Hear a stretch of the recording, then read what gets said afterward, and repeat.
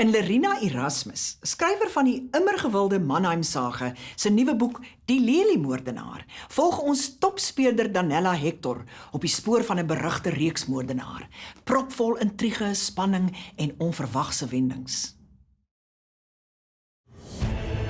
Daniella Hector, dogter van die ondersoekende joernalis Bram Brink, is op die spoor van 'n berugte reeksmoordenaar wat klokslag elke 3 weke toeslaan en sy net al nouer om Daniella span. Hou die moorde verband met 'n figuur uit Daniella se verlede of met die dood van haar pa in die 1980s? Vind uit in Die Leliemoordenaar. Nou beskikbaar.